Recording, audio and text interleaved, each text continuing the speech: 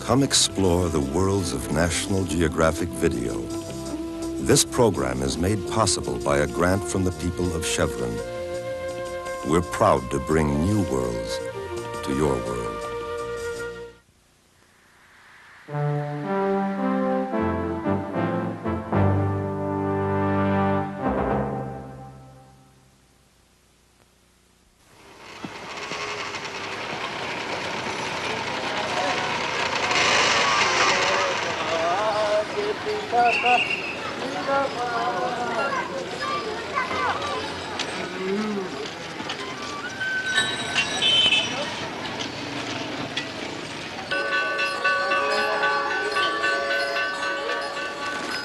In the Himalayan foothills, Kathmandu long has been a crossroads. Its streets and holy places filled with travelers en route to 1,000 destinations many may never reach.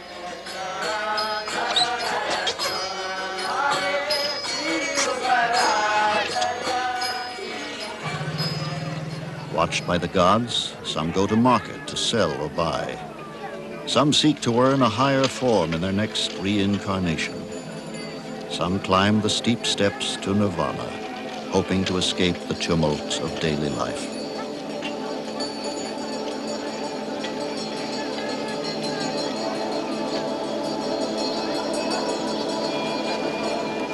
Sometimes the destinations are only disguised beginnings. For Sir Edmund Hillary, first conqueror of Mount Everest, his greatest journey would only begin at the summit.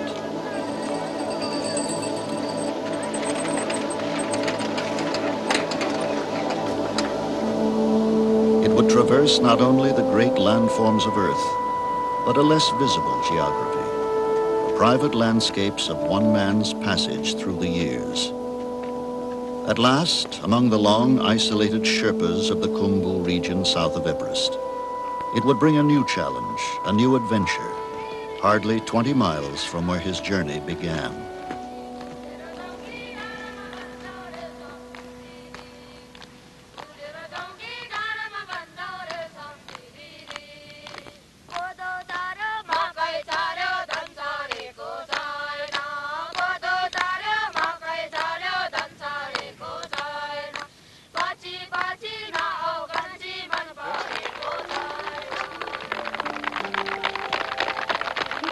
Today, Hillary is a folk hero in the Khumbu. With ceremonial scarves or katas, the Sherpa children honor not the great Sahib who climbs mountains, but the friendly giant who has brought them their first glimpses of a world they never knew. It has been a trade of sorts. In changing their lives, Hillary has changed his own.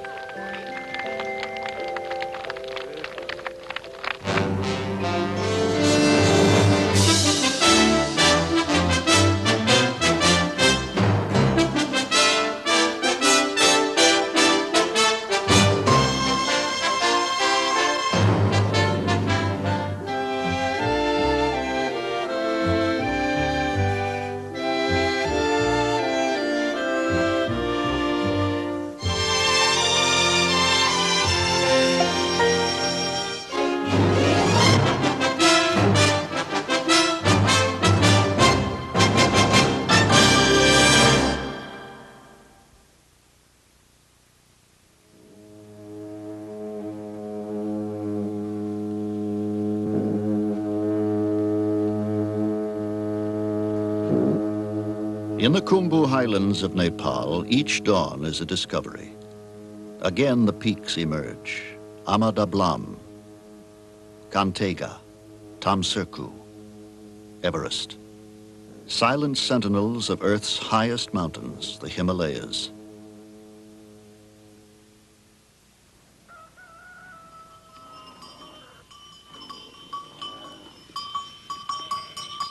In the Sherpa villages of Kunde and Kumjung, by ageless habit, yaks and goats are sent to stony pastures, and the juniper smoke from 100 scattered fires carries morning prayers to the gods. At 13,000 feet, the gods are never far away. Formed 40 million years ago by the collision of the Indian landmass and the Eurasian continent, Nepal is a country set on edge. Here, near Everest, Tibetan Sherpas long ago found sanctuary. Here for centuries they lived in rigorous isolation, an island in time. One man has become a major instrument of change, bringing both blessings and danger. With his son, Peter, Sir Edmund Hillary has returned this way many times. But this year holds a special meaning. It is the 30th anniversary of the first conquest of Everest. I get quite a thrill every time I come back to these two main Sherpa villages. There's so much here that's pleasantly familiar. There's also the thought of soon being reunited with so many old friends.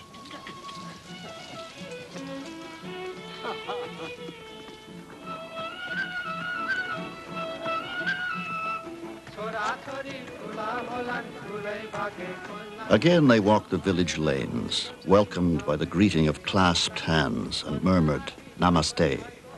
Already fields are being prepared and planted with grains or potatoes for the short upland growing season.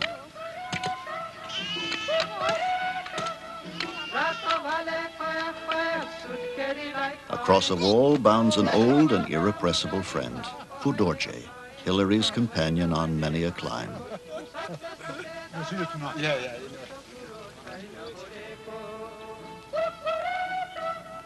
Everywhere young life explores a world made new. It is spring.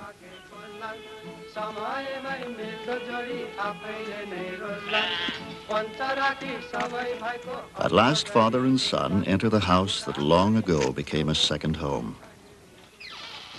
Oh, Aunt Julie, namaste. Very good to see you.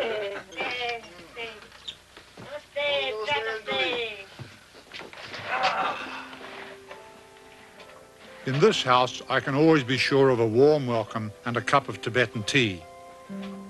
Over the years, my family and I have spent much time here with Mingma Sering and his wife Angduli, and they are still my closest Sherpa friends.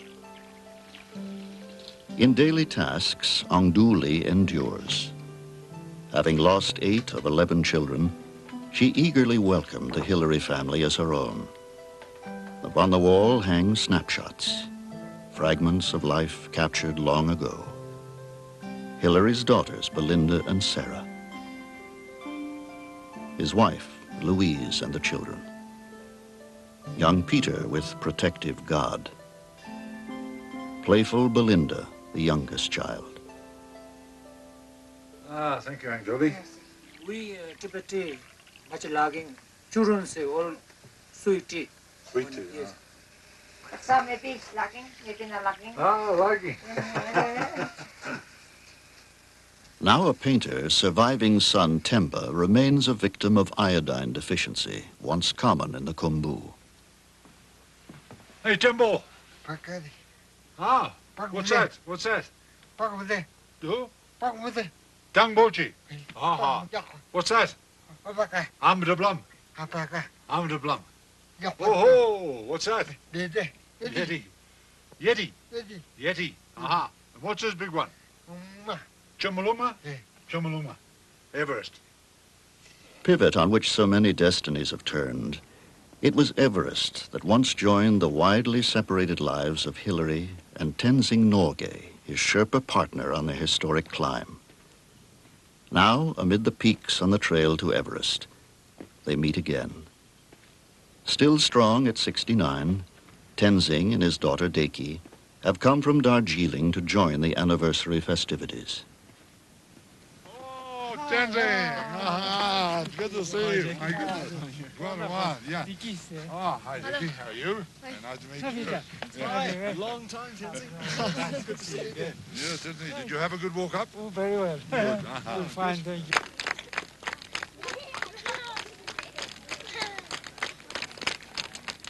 In Britain today, there will be a more formal celebration, but Hillary and Tenzing have chosen to come here, not only to be honored, but to honor the families of so many Sherpas who have risked and often lost their lives on many an expedition.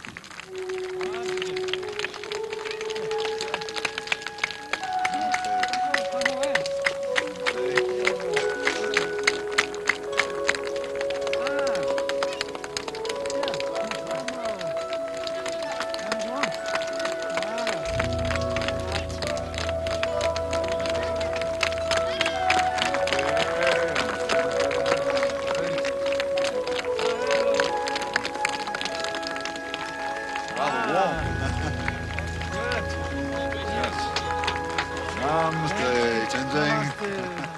For a moment, two aging heroes pause to honor each other, look back to the victory they shared.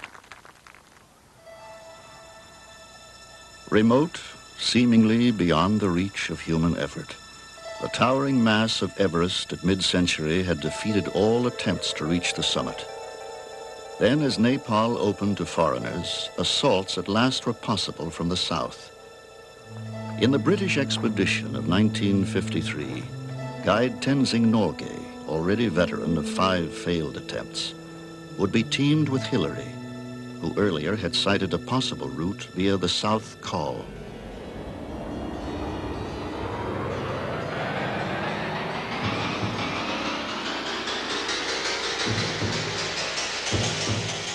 With the return of the first assault team, the challenge was passed to Hillary and Tenzing.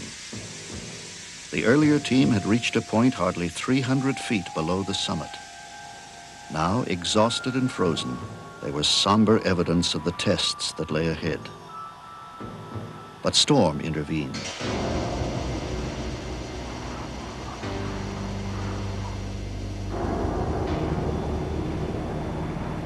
Only after a night racked by winds could Hillary and Tenzing at last climb the icy blade to the summit. There they left in the snow a bar of chocolate and some biscuits. At a lower camp, the main party waited in growing suspense while leader John Hunt scanned the ridges and icefalls above.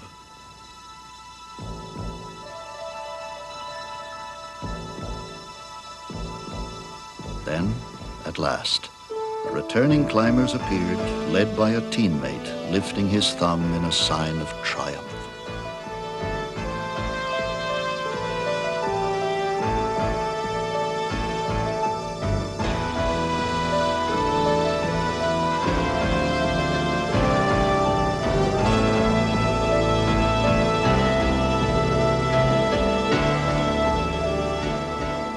Briefly, the triumph was shared only with comrades. Then word flashed to the world. This is the BBC Home Service. Here is the news.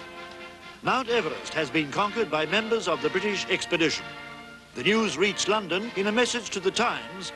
It said that Mr. E.P. Hillary, a New Zealander, and Tenzing Bhutia, a Sherpa, had reached the summit last Friday, May 29th. The message added, all is well. In London, the coronation of a queen now was marked by a fitting tribute. For a new Queen Elizabeth, an obscure New Zealand beekeeper had set a flag in high, thin air, past a boundary never crossed by man.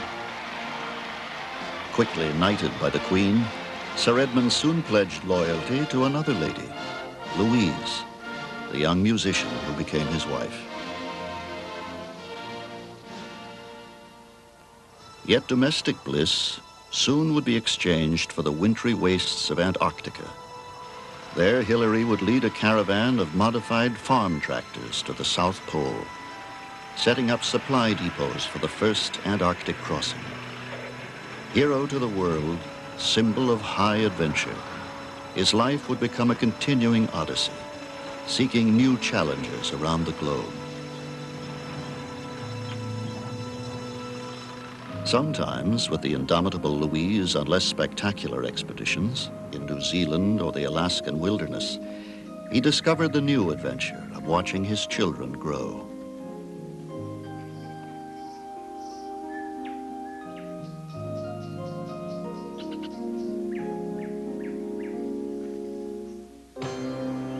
But always Hillary came back to Nepal. Long a forbidden kingdom, locked from the world, Nepal had barely 200 miles of road when at last opened to foreigners in 1949. Its few vehicles, machines, and even grand pianos were brought over the southern ridges on the backs of men.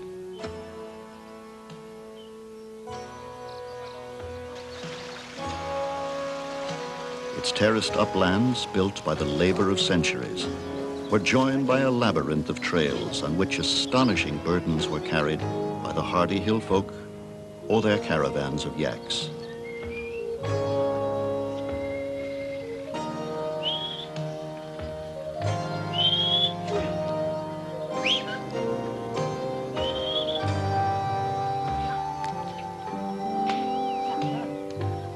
Later, each return of the family would become a journey of discovery, particularly for Louise, whose light-hearted accounts of their travels soon became best-selling books.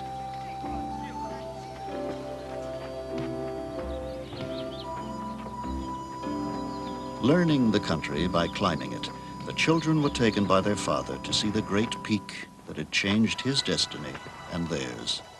For the first time, 12-year-old Peter would glimpse the mountain that one day would draw him like an inescapable challenge.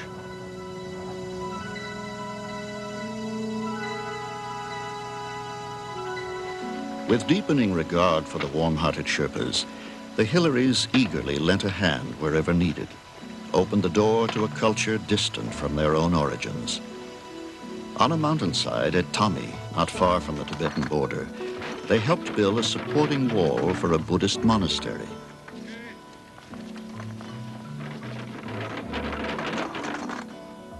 Its new leader was a 12-year-old boy, believed to be the reincarnation of a previous head lama, or Rinpoche. When I first went to the Himalayas, my major interest really was in climbing mountains. I got to know the local people, the Sherpas, and enjoyed them very much. And by spending time in the villages, it became impossible for me not to realise that there were so many things lacking. There were so many things that we took for granted in our society that they simply didn't have. And because I was very fond of my Sherpa friends, I had this sort of nagging worry all the time. Shouldn't we be trying to do something about the future of the Sherpas and to help them to withstand the changes that were likely to take place? Around Hillary, often watching, were the beautiful Sherpa children, open, quick to laugh, endlessly inventive in play. Yet untaught, their innocence one day could become a prison. In all of the Khumbu, there was not a school to help them grow. He would always remember the words of a village leader. Our children have eyes, but they are blind. And it was then at that particular occasion that I decided, well, instead of sort of thinking about it for years and talking about it, maybe I should try and do something about it.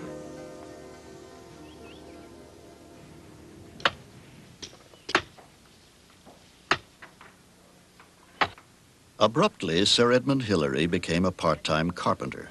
Drawing help from contributors in New Zealand and the United States, he formed the Himalayan Trust to support the program. Today, still building after more than 2 decades, he has completed and staffed no fewer than 22 schools across the Khumbu.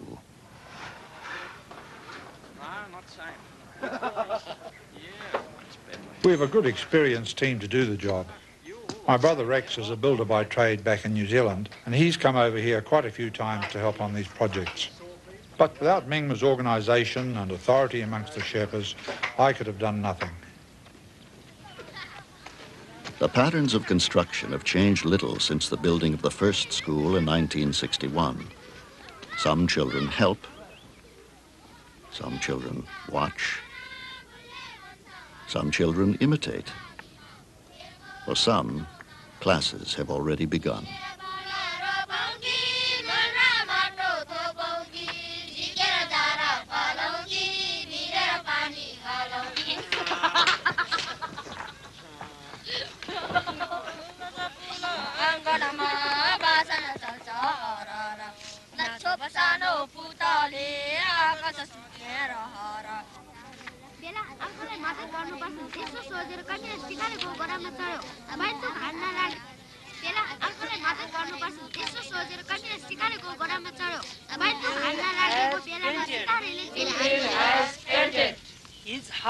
His house.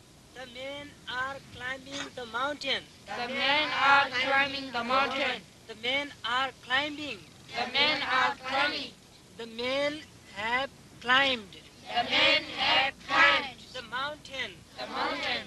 the mountain. The mountain. The men have climbed the mountain. The men have climbed the mountain.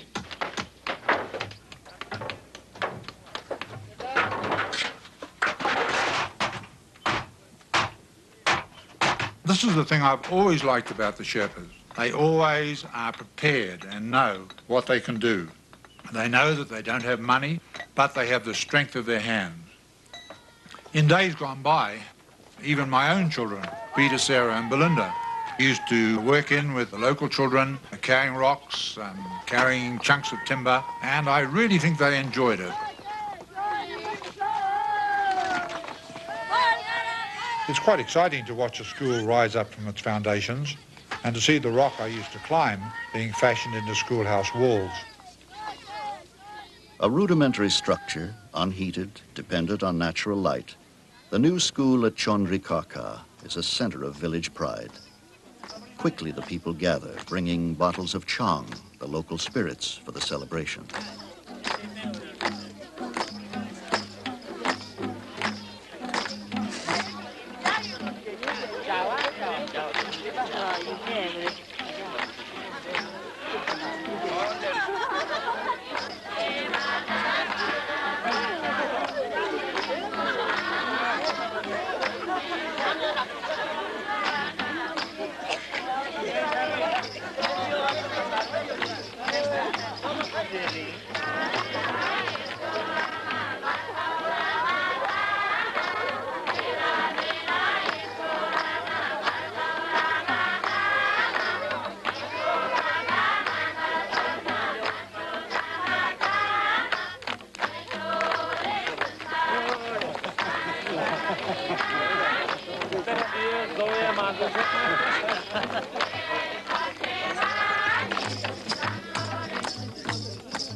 I always feel a slight degree of apprehension about get-togethers like these.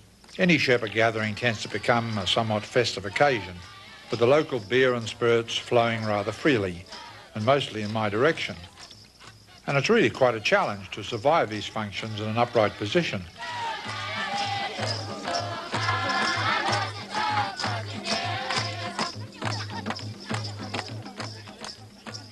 We hope that many more children will come to school and get good learning, and we will always be prepared to help with further expansion and more children come. On behalf of the Himalayan Trust and all those who have helped build this school, I have much pleasure now in declaring the school open.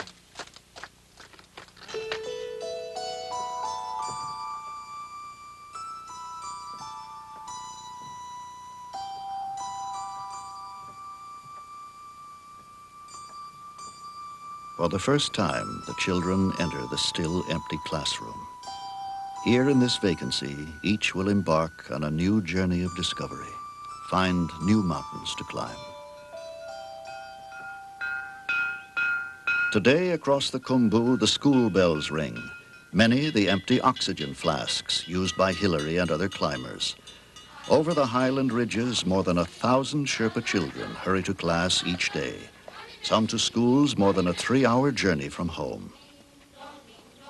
Are you sleeping? Are you sleeping? Brother John, Brother John. Money bell is ringing, ding dong, ding dong, ding dong. Are you sleeping? Are you sleeping? Brother John, Brother John. Money bell is ringing, ding dong, ding dong, ding dong. Are you sleeping? Are you sleeping? Brother John, Brother John. Money bell is ringing, ding dong, ding dong. Are you sleeping? Are you sleeping? Brother John, Brother John. Money bell is ringing, ding dong, ding dong.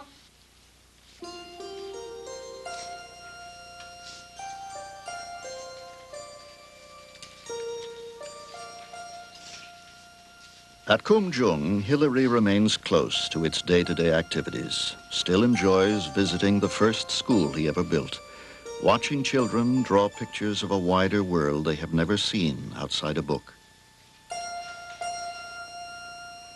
Largest of Khumbu's schools, with an enrollment of nearly 300, Khumjung has a proud record of outstanding students, some already entering leadership roles in Nepal. Square plus 1 square.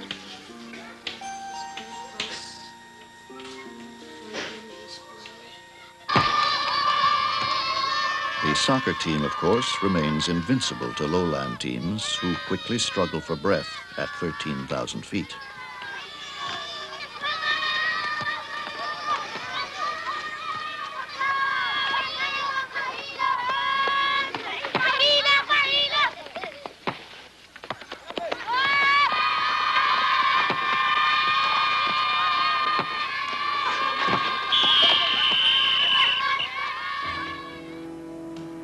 But schools are only part of a wider effort by Hillary and his associates.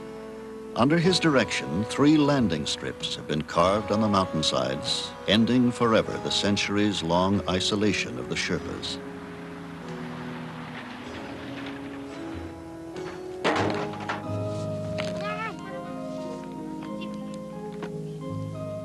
In the mysterious symbols printed on the cargo, passing children sometimes try to imagine the wonders of the world from which it came.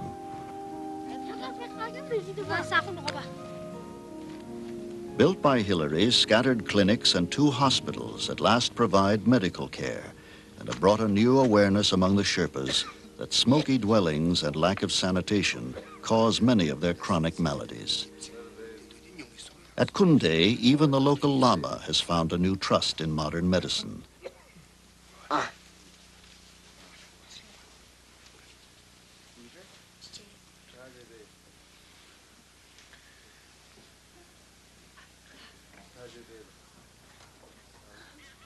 In a region where formerly half the youth died before 20, there has been a dramatic improvement in the treatment of children's afflictions and a corresponding drop in the mortality rate.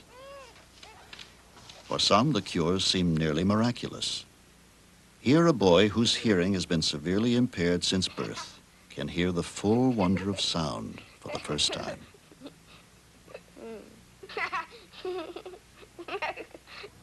But as Hillary learned during the building of Faflu Hospital in 1975, preparations for errands of mercy are sometimes of little use. Eagerly awaiting the arrival of his wife Louise and young Belinda from Kathmandu, he learned that both had been killed in the crash of their plane shortly after takeoff.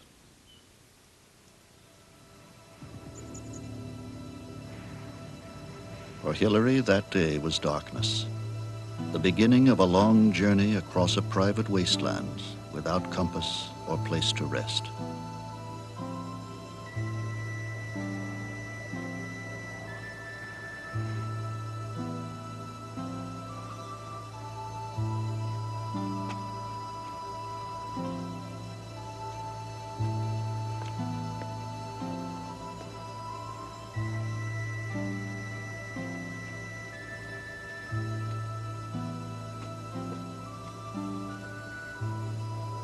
I didn't really know what else to do apart from go on building the hospital.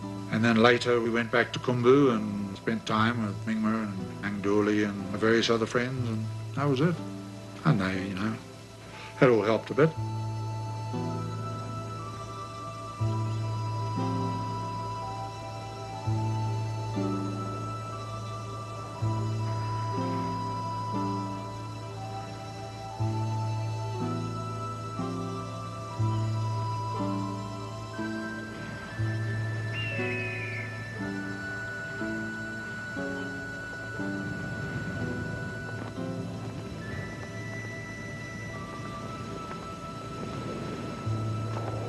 Shaken, Hillary went back to work, building new classrooms, adding to others. That wall's a bit bulgy. Yeah. Well, I think it'd be better to do a proper job of it. And you'll have to put other frameworks in, won't you? Yeah. Frame. Yeah. It's measured. Now at Namche Bazaar with his brother Rex, he studies the damage of time and weather to a school built years ago, draws plans for needed repairs on its structure. I think we're going to lease it soon better than timber for me sometime. Still Hillary's trusted sirdar, or foreman, Mingmat Sering jokes over the division of labor in providing the lumber, who will cut and who will carry. Helping carry. Are they helping carry? Yes. It's okay? Yeah, that's great. Sounds okay. It's a big help. Yeah, those are we cutting, giving, then they carry. Yep.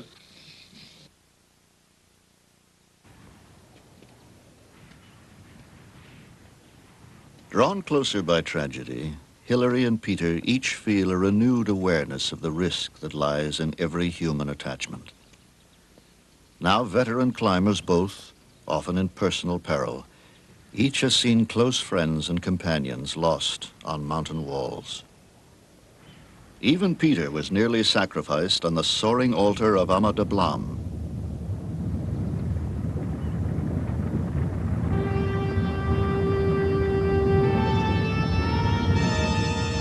Struck by an avalanche high in its icy wall, severely injured and climbing equipment swept away, Peter nearly died in the 2 days before he finally could be lowered to safety.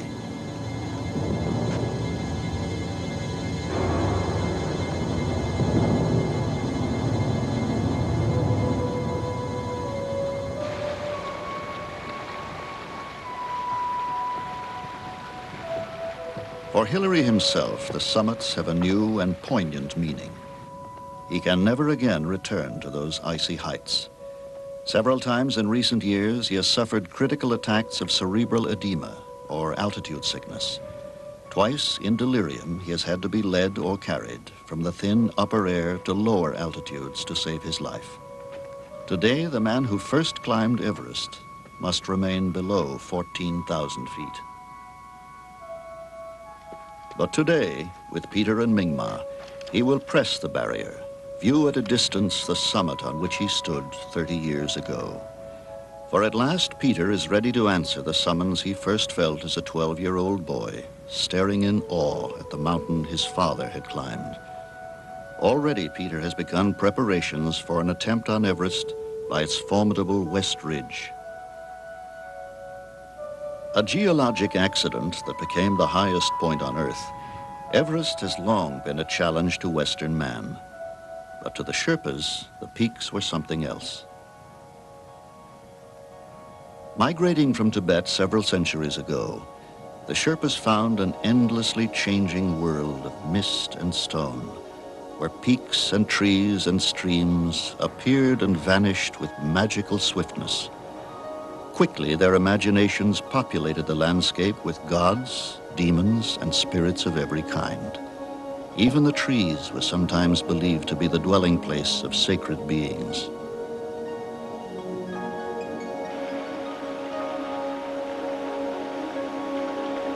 In a continuing dialogue with the invisible or disguised powers around them, they have given prayer 1,000 forms, 1,000 means of transmission, written on hand-turned cylinders and water wheels, printed on prayer flags and banners waving in the wind.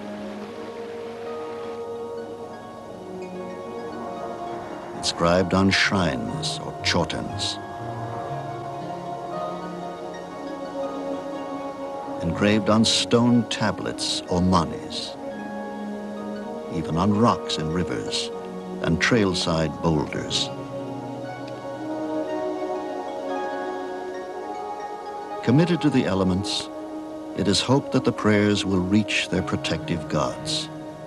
The sun diffuses the fading prayer, rain spreads it through the rivers, wind carries it to the heavens.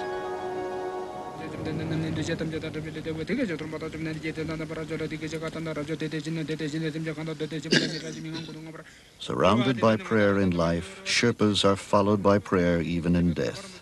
Into the ear of the dead, the dying, or those soon to die, a monk chants passages from the Tibetan Book of the Dead to guide the consciousness of the deceased in the interval between death and rebirth.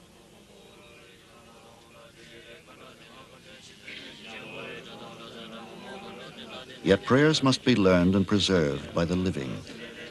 At Tami Monastery, its great library of Buddhist scripture must be read and taught each year.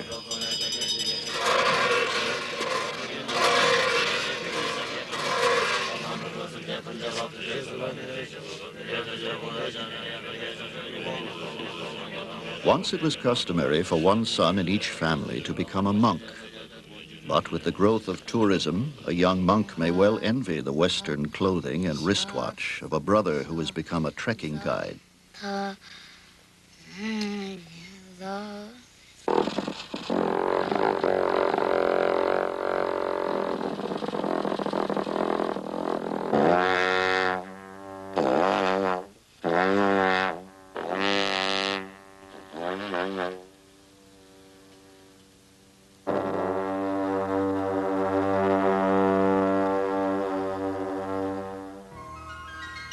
First encountered as a 12-year-old boy, the head lama again welcomes an old friend.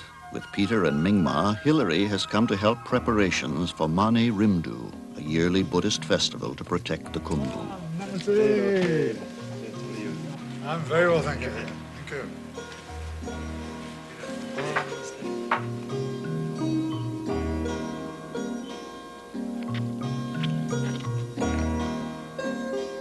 In the courtyard of the monastery, helped by bare-legged monks, Rex and the rest of the Hilary construction team are swiftly completing improvements on the paved court and adjoining structures.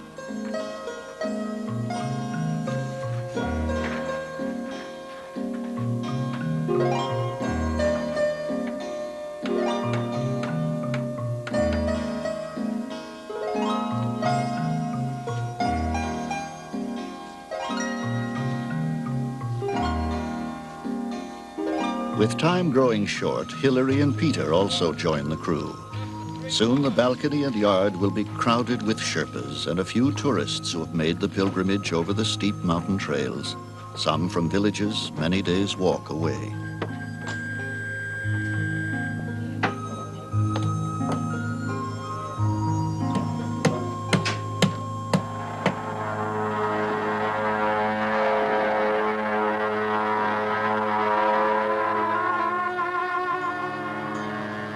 With the sounding of horns, the great cycle of dances begins.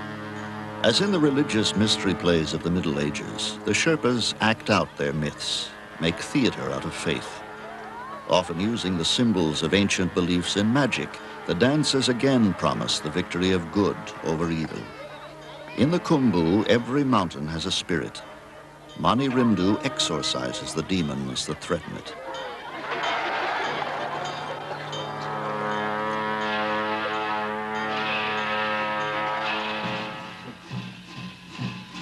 Backstage in the Gompa, or temple, another ritual is taking place. Donning the sacred masks and costumes, decorated with an array of mythic symbols, men are becoming gods. For a little while, they will become the holy figures invented by human need.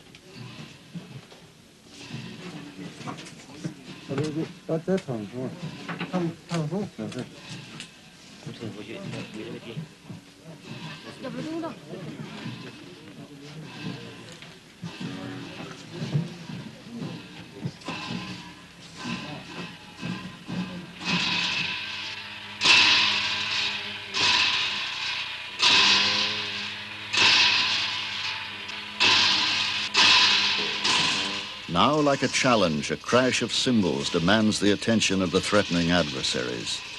For it is in the dance of the so-called 8 Furies that the climactic struggle with the evil spirits occurs.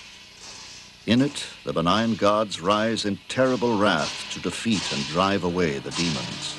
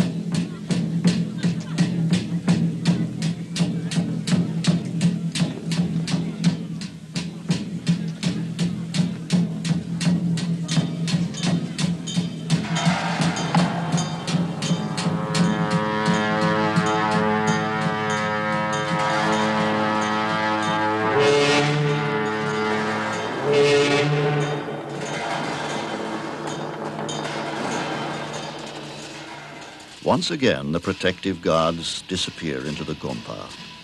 Once again, the villages are safe from demons for another year.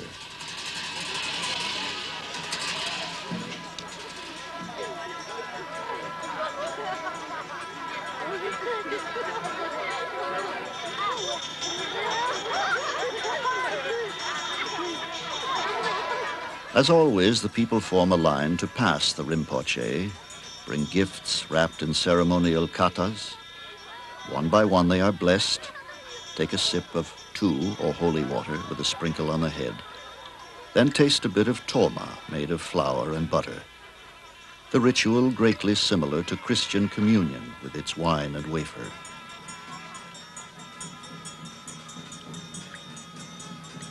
Yet watching the Rinpoche bless the people, Hilary remembers another visit when the head lama was a child and the Hilary family helped build a wall.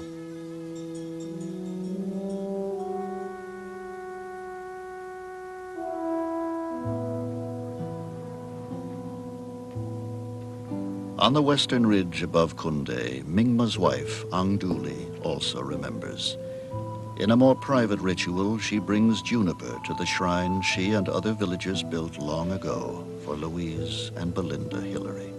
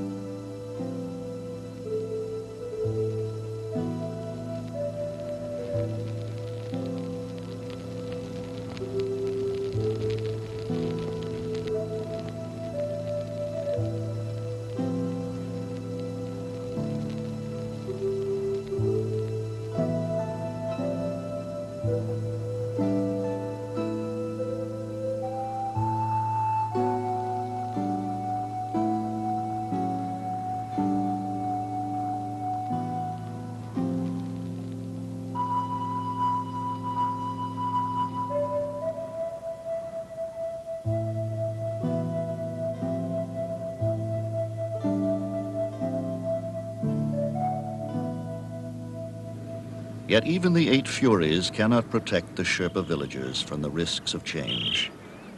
Once reached only by an arduous 2-week walk over mountain trails, the distance from Kathmandu now can be covered by plane in less than an hour, provided, of course, that the Lukla airstrip, which bears some resemblance to a ski jump, can be found in the frequent overcast.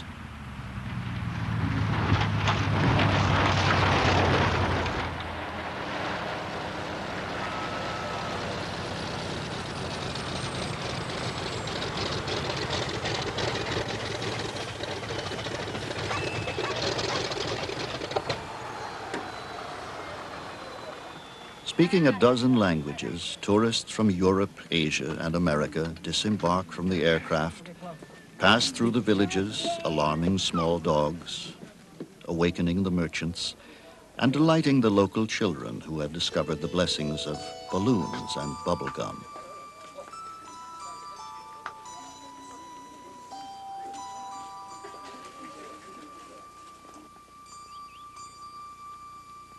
Today, the Khumbu is invaded yearly by thousands of trekkers and porters plodding the steep trails and spreading their bivouacs across the upper slopes like an occupying army. More ambitious are the expeditions intent on conquest. Since Hilary and Tenzing first reached the summit, nearly 150 men and women have stood on Everest. In Kathmandu, there is a growing list of other teams booking dates on which they too can attempt to climb Everest or a score of other peaks.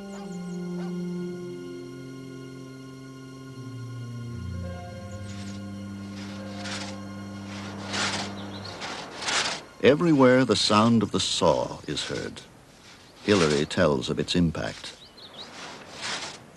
I believe the problem of conservation in the Khumbu area is a very serious one indeed.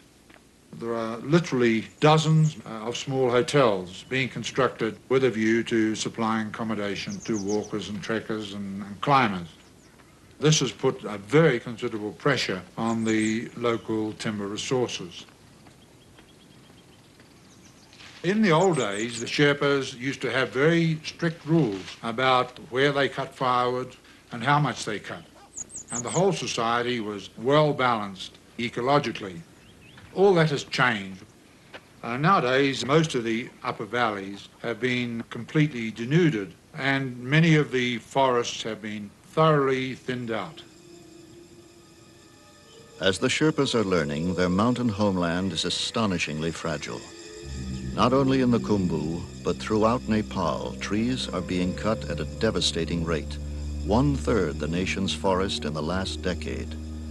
Already, ravaged slopes are bringing disastrous penalties. No longer held by trees, landslides are destroying terraces built by centuries of patient labor, have even swept away or buried entire villages.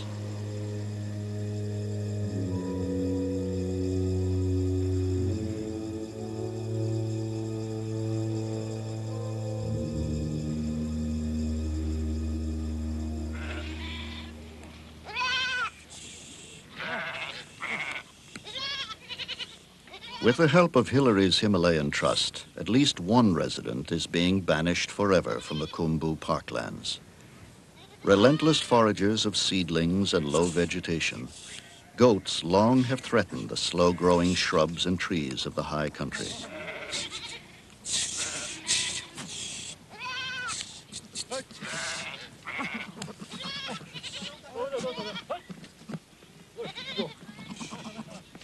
Now Hillary, too, joins in a great goat roundup with Mingma Norbu, warden of the Sagarmatha National Park on the flanks of Everest.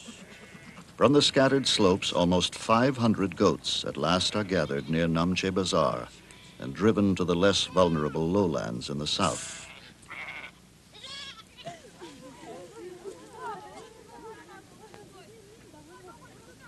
At park headquarters, Warden Mingma Norbu leads an intensifying effort to save the Khumbu from calamity. A student in the first school built at Kumjung over 20 years ago, he is a proud example of the education made possible by Hillary.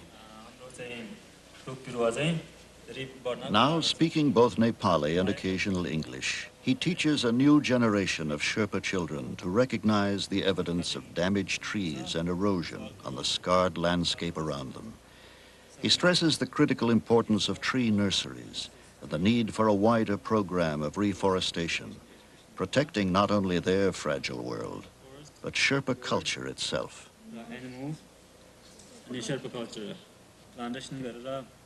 Celebrated in a museum photograph, the climbing of Everest by Hillary and Tenzing hastened the changes taking place in Nepal.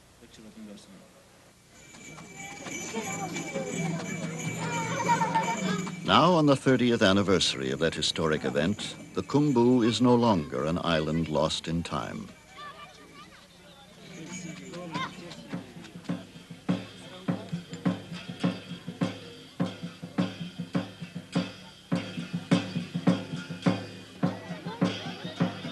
Yet the past sends emissaries. Announced by the beat of drums, ancient protectors of their Tibetan ancestors appear amid the villagers assembled at Kumjung School. Believed to be the guardians of the 4 gates of earth, snow lions have come down from the icy summits to dance and cavort for the honored guests.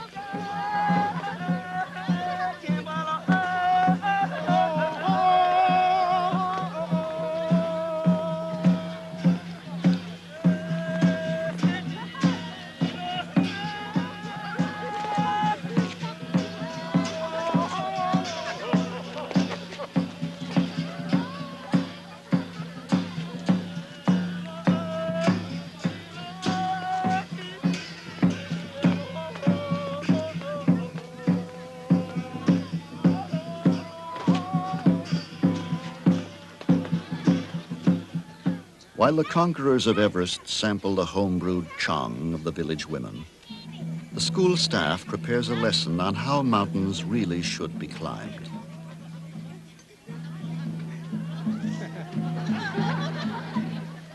As the guests should know, a little chang steadies the nerves, helps blur the dangers and difficulties that lie ahead.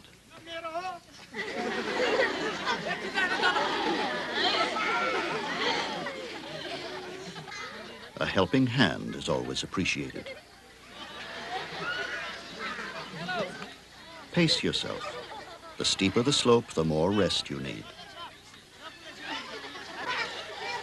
Try not to trip on a tangled rope.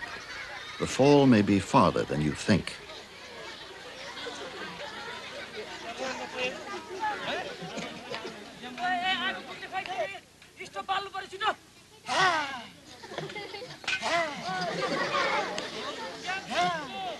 When altitude sickness strikes, a whiff of oxygen can work wonders.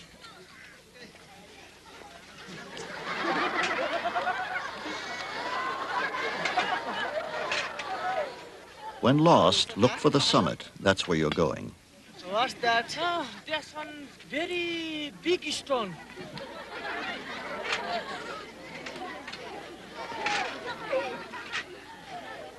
In the final assault on the last gale-swept ridge, don't lose heart.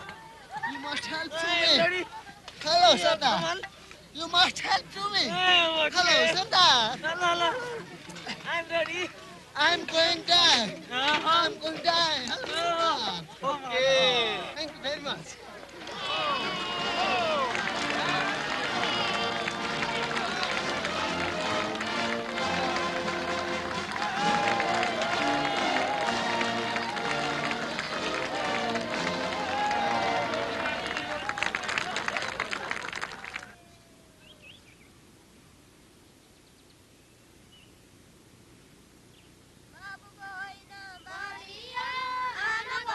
Celebrating one journey, Hillary begins another. From Kungjung School, he leads a climb of children.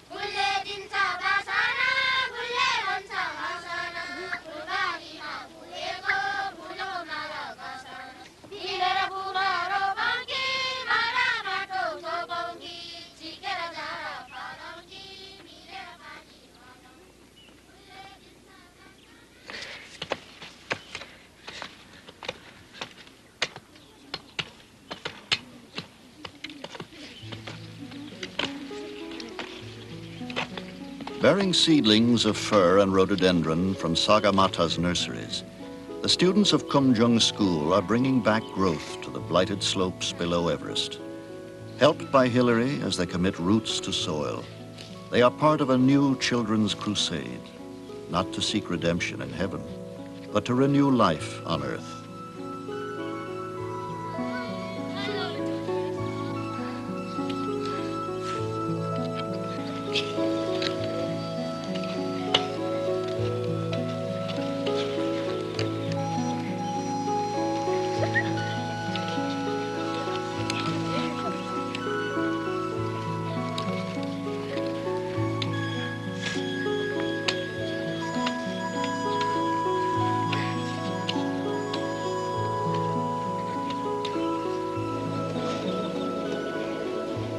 Around Hillary stand the silent witnesses of the journey he began long ago. Amadablam, Kantega, Tamserku, Everest. A summit where he and Tenzing once left a bit of chocolate and a few biscuits.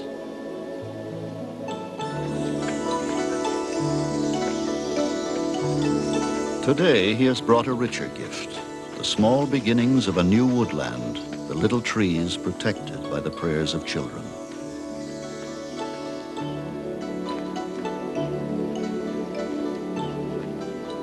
But the answer to prayers often lies in those who pray. In the opening minds of Khumbu's children lies a measure of their world to come.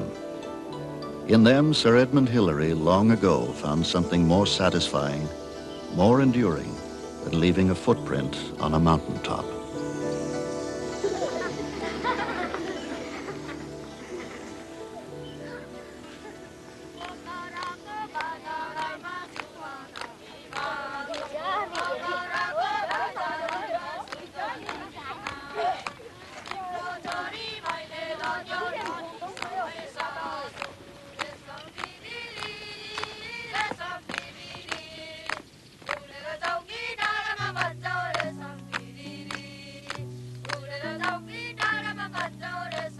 Spirit.